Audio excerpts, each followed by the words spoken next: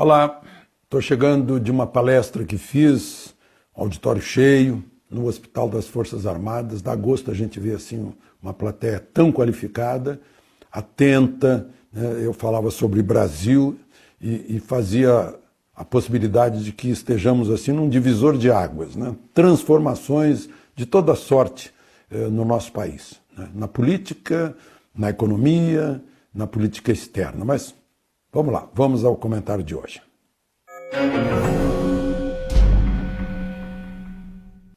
Olá, parece que está aumentando aí a concorrência do espaço aéreo brasileiro. A gente vai ter mais companhias de baixo custo, estrangeiras, operando em voos domésticos, como está permitindo agora a lei brasileira.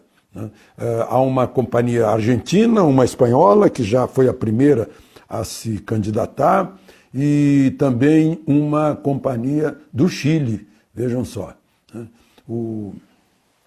Duas do Cone Sul e uma da Europa. Em breve haverá mais, né? Mas falando ainda em avião, aquele segundo sargento taifeiro, que foi flagrado em Sevilha com 39 quilos de cocaína, além da polícia espanhola, vai ter a Polícia Federal no seu encalço e também a Força Aérea Brasileira. O brigadeiro Bermudes, que é o comandante da Força Aérea Brasileira, disse que é inaceitável o que ele fez. Outro dia eu li aqui uma mensagem vinda de um ex-comandante dos aviões presidenciais, né, dizendo que essa pessoa é uma pessoa traidora, é um bandido, é algo que merece muita punição. A Força Aérea está muito irritada com o que aconteceu, porque joga assim, a desconfiança, né, sobre todo mundo. Então, esse não vai ter escapatória. O Brasil, inclusive, está pedindo licença para a Espanha para trabalhar em conjunto, para saber se houve aí um complô, há uma quadrilha, tem mais gente envolvida, né, a ponto de, com todos os cuidados que são feitos, inclusive com cães farejadores, com lacre na bagagem, em voos internacionais, ainda assim acontece uma coisa dessa. O acontecimento anterior, em 99, um tenente-coronel pediu para o comandante do avião major para que levasse um pacote com ingredientes de feijoada e de trabalho para uma defesa de tese para um irmão dele, e era cocaína, né? Isso foi em 99. A gente fica pensando por quanto tempo há esse tráfico, né? Isso é que irrita a Força Aérea Brasileira, que, como toda organização, né, tem lá os seus desvios, né, mas é lamentável que tenha acontecido isso. Bom, e está se arrastando a reforma da Previdência. Por quê? Porque não há uma definição de alguns pontos, né? Policiais e bombeiros estão reclamando que houve promessa de campanha, de ficarem em localização especial na reforma da Previdência. O presidente, pessoalmente, por causa disso, ele está prezando muito as promessas feitas na campanha, entrou pela primeira vez diretamente, né, falou com o relator. Como os militares em geral vão ter outra reforma, talvez junte-se com a reforma dos militares, espere mais um pouco.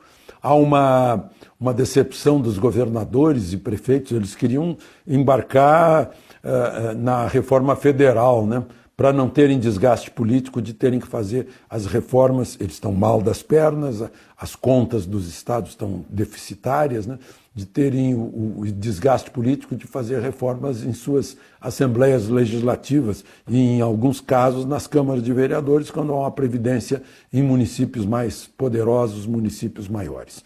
Mas, enfim, a oposição reconhece que não vai conseguir fazer destaques em plenário, não tem força para isso. A última votação lá na comissão, são 49 integrantes, deu 32-13 em favor da reforma, seriam necessários, bastariam 25 votos. Então, o governo está muito bem localizado lá dentro e já tem resultados aí, já estão mostrando que, assim como está, vai dar o trilhão que era esperado pelo ministro da Economia, Paulo Guedes. Então, está se encaminhando bem, né? E a torcida é que se consiga ainda a primeira votação, que é uma votação praticamente decisiva, ainda neste período antes das férias que começam dia 18, né? Mas eu queria falar também sobre o que a gente viu naquele interrogatório do ministro Sérgio Moro, né? Eu dei uma olhada de novo hoje nas gravações. Meu Deus do céu, parecia um circo, né?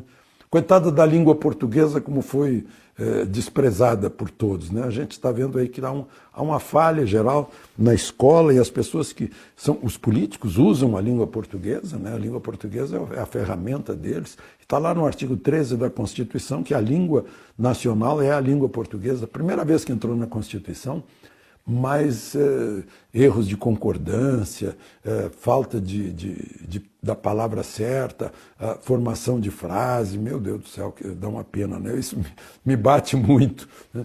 Agora, outra coisa é que eu posso até usar aqui um título de Shakespeare, né? Muito barulho por nada, essa que foi a verdade. E eu gostaria de lembrar de um jornalista americano que é um pioneiro nas coisas que apareceram agora no Brasil. Ele foi pelo New York Times para Havana, para ir à Sierra Maestra, para cobrir a Revolução Cubana, né? Foi lá por 1959, 60, por ali. Eu cobria isso pelo rádio, né? E ele enganou todo mundo nos Estados Unidos, inclusive seu próprio jornal, dizendo que Fidel Castro era um democrata, né? Depois ele virou amigo do Fidel Castro, acho que já era amigo, foi condecorado e tal, porque ajudou muito, porque convenceu os americanos a dar um apoio ao Fidel Castro, né, na derrubada do ditador Fulgêncio Batista. Fidel o enganou, inclusive, num encontro na Sierra Maestra. Fidel tinha uns 30 ou 40 homens e os fazia passar assim pela floresta na frente do jornalista enquanto conversavam, e andando em círculo, o jornalista ia contando.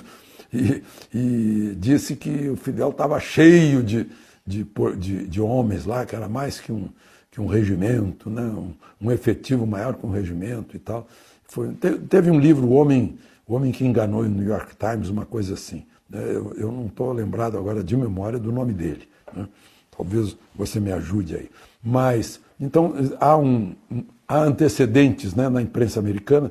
Eu lembro que rendeu até 2 filmes essa história de jornalista enganando as pessoas. O Homem que Matou Facínora, que era um sujeito que falsificou uma reportagem, depois, tendo a verdade, ele não quis, preferiu manter a falsificação, que seria mais emocionante para os leitores do que a própria verdade. E A Montanha dos Sete Abutres também, do jornalista que descobriu um sujeito preso num desabamento de uma mina, mas o deixou lá porque ia escrevendo todos os dias e ganhando leitores para o seu jornal, né? Essas coisas eu estou contando porque a gente tem isso como clássico na vida de jornalista e lamenta, né? Por falar nisso, ontem eu contei aqui para vocês que estava gravando na hora do eclipse. Aí, quando eu vi o jornal de hoje, eu fui olhar o horário de eclipse para saber exatamente como foi.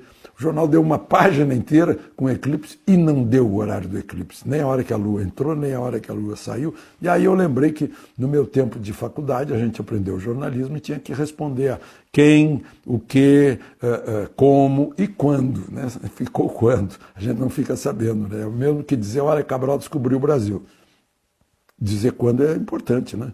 Pois é, vamos mais uma questão aqui que eu anotei, naquela questão da política externa brasileira, o desempenho de Bolsonaro lá em Tóquio, né? Houve ontem aliás, ontem não, foi hoje mesmo, uma continuidade. O embaixador do Brasil, lá na Suíça, se não me engano, em Genebra, entregou a participação brasileira no Acordo de Madrid, que é um acordo de patentes. Então, isso é muito bom para a indústria brasileira, de reconhecimento de patentes no mundo inteiro, por todos os países signatários desse acordo, né? Hoje levam, assim, 12 anos, 14 anos para registrar uma patente de uma invenção, uma descoberta brasileira, né? E agora isso vai reduzir muito e vai botar ainda mais o Brasil no mercado internacional, nessa abertura que as pessoas chamam aí de globalista, né? globalizante. A economia hoje é uma economia global, né? Não tem essa história de isolamento, e o Brasil está cada vez mais entrando nessa, né? Esse acordo do Mercosul com a União Europeia significa uma abertura muito ampla de mercados para produtos brasileiros. Mais uma vez, a indústria aí está com grande perspectiva, né? Então a gente imagina uma valorização da indústria brasileira aí nos próximos tempos, né? E abrir caminho também para mais produtos do campo brasileiro. O campo é o nosso herói, né? É o que manteve aí nos anos Dilma as contas externas ainda se sustentando, né? E o mercado internacional, que a gente tem que abrir mais. Nós somos um país, uma economia muito fechada para o mundo, e o Paulo Guedes e o presidente estão abrindo, né? É aquilo que eu falei lá no início, motivo da palestra, parece que a gente está num divisor de águas, partindo para novos tempos. De Brasília, Alexandre Garcia.